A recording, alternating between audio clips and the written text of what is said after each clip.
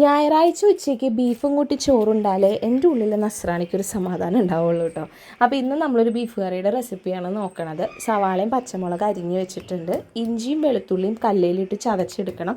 അതിൻ്റെ സ്വാദൊന്ന് വേറെ തന്നെയാണ് കേട്ടോ. ഇനി നമ്മൾ 1 കിലോ ബീഫ് നന്നായിട്ട് കഴുകി വൃത്തിയാക്കി വെച്ചിട്ടുണ്ട്. അതിലേക്ക് അരിഞ്ഞ് വെച്ച സവാള, കറിവേപ്പില, ഇഞ്ചി, വെളുത്തുള്ളി, പച്ചമുളക്, മഞ്ഞൾപ്പൊടി, കല്ലുപ്പ്, അതുപോലെ തന്നെ വെളിച്ചെണ്ണ, ഇത്രയും സംഭവങ്ങൾ ഇട്ടിട്ട് കൈ വെച്ച് നന്നായിട്ട് തിരുമ്മി യോജിപ്പിക്കണം. അത് കഴിഞ്ഞ് നമുക്കിത് വേവിച്ചെടുക്കാം. ബീഫിൻ്റെ വേവ് ഓരോ സ്ഥലത്തും വ്യത്യാസമായിരിക്കും. നമ്മൾ ഉപയോഗിക്കുന്ന കുക്കർ, ബീഫ് ഇതൊക്കെ അനുസരിച്ച് വ്യത്യാസം ഉണ്ടാവും. അപ്പോൾ നിങ്ങളത് വേകുന്ന വരെ എടുക്കുക. പിന്നെ നെയ്യ് കൂടുതലായതുകൊണ്ട് ഞാനതിൽ 2 ഉരുളക്കിഴങ്ങും കൂടി അരിഞ്ഞിട്ടിട്ടുണ്ട് കേട്ടോ.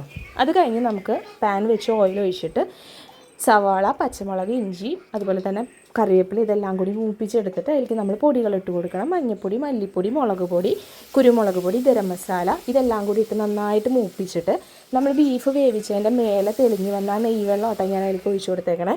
എന്നിട്ട് നമ്മളതിനെ നന്നായിട്ടൊന്ന് മൂപ്പിച്ച് റെഡിയാക്കി എടുത്തു കഴിയുമ്പോൾ വേവിച്ച് വെച്ചിട്ടുള്ള ബീഫും ഉരുളക്കിഴങ്ങും കൂടി അതിലേക്ക് തട്ടിക്കൊടുക്കുക. എന്നിട്ട് ചാറ് എന്തോരം വേണം എന്നുള്ളത് ഓരോരുത്തരുടെ ഇഷ്ടമാണ്. ഞാനൊരു ഇച്ചിരി നീട്ടത്തിൽ ചാറെടുത്തിട്ടുണ്ട്.